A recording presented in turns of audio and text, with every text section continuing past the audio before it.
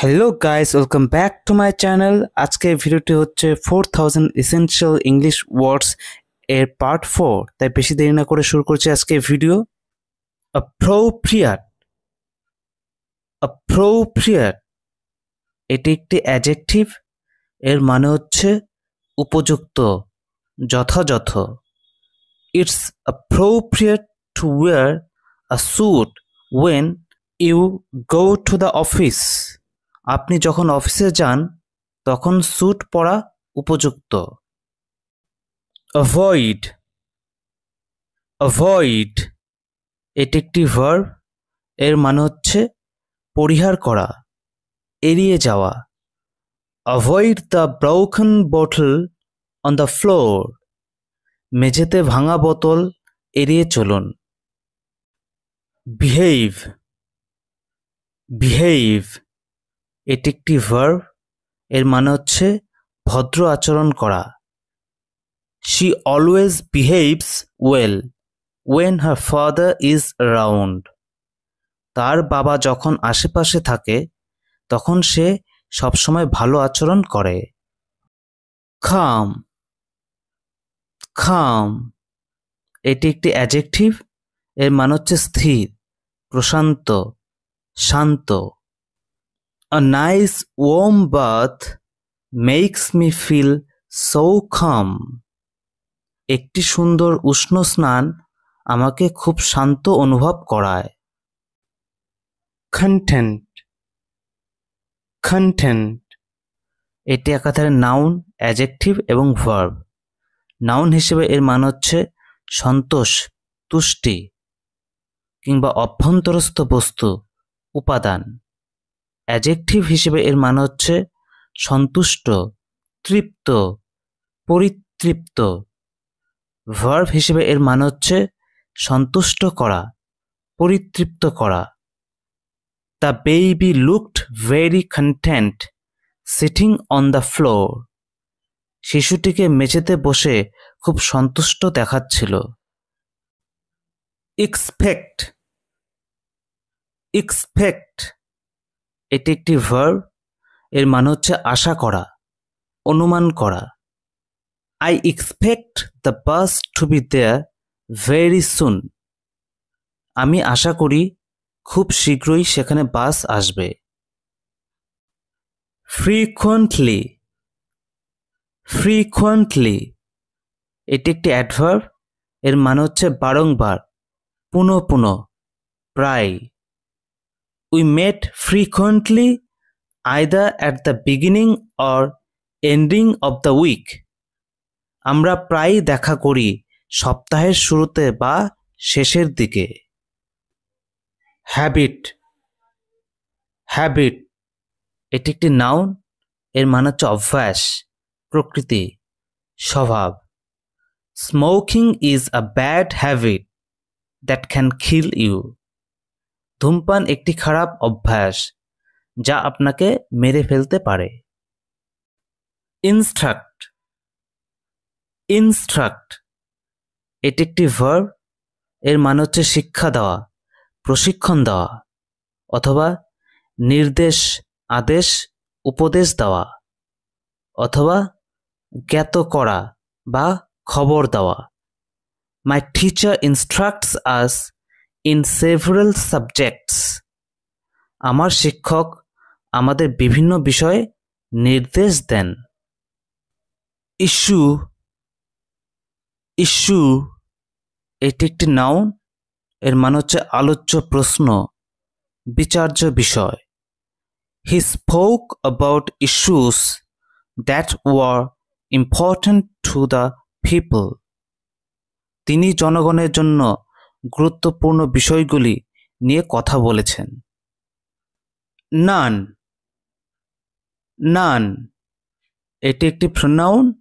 এর মানে হচ্ছে কেউ নয়, একটিও নয়, কোনো কিছুও নয় কিংবা একটুও নয়। He spent all his money, there is none left. তিনি তার সমস্ত অর্থ ব্যয় করেছেন, একটুও বাকি নেই, অর্থাৎ তার কাছে আর কোনো টাকা নেই, সব ব্যয় করে ফেলেছেন। পেশেন্ট পেশেন্ট এটি একাধারে অ্যাডজেক্টিভ এবং নাউন।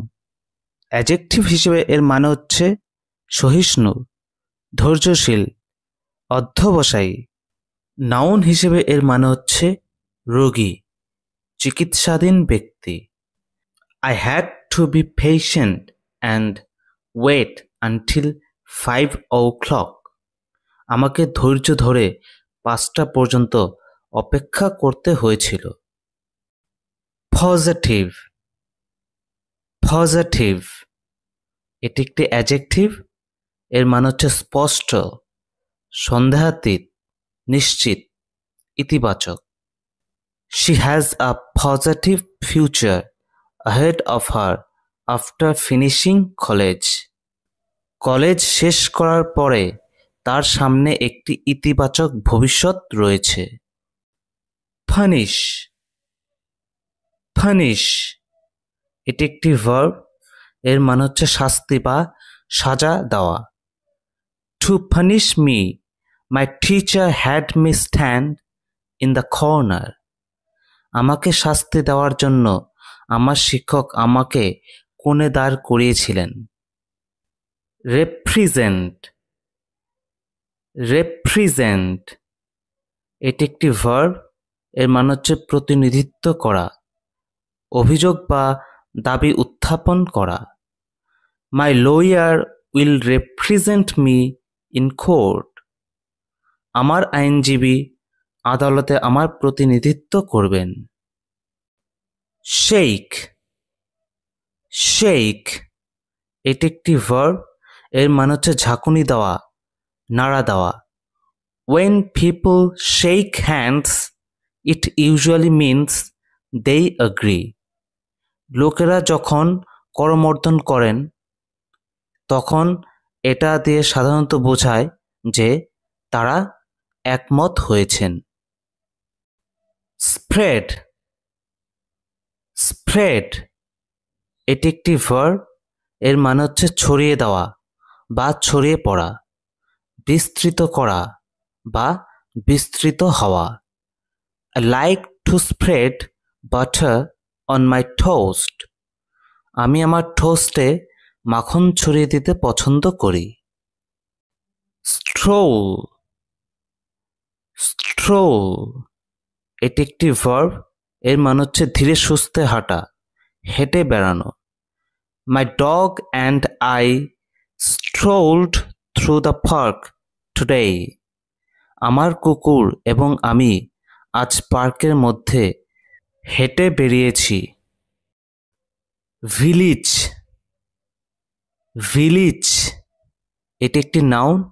এর মানে হচ্ছে গ্রাম, পাড়াগা, খুবই ছোট শহর। There are only a few houses in my village. আমার গ্রামে মাত্র কয়েকটি বাড়ি আছে। খানসান খানসান এটি একাধারে নাউন এবং ভার্ব। নাউন হিসেবে এর মানে হচ্ছে উদ্বেগ, চিন্তা, সম্বন্ধ। ভার্ব হিসেবে এর মানে হচ্ছে উদ্বিগ্ন হওয়া, গুরুত্ববহ হওয়া, সম্পর্কযুক্ত করা। I was filled with concern after reading the newspaper. খবরের কাগজ পড়ার পর আমি উদ্বিগ্ন হয়ে পড়লাম। তো আজকে ভিডিওটি এ পর্যন্তই। এরকম আরও ভালো ভালো ভিডিও পেতে চ্যানেলটি সাবস্ক্রাইব করে সঙ্গে থাকো এবং পরবর্তী ইম্পর্ট্যান্ট ভিডিও এর নোটিফিকেশন এর আপডেট পেতে বেল আইকনটি প্রেস করে রাখো।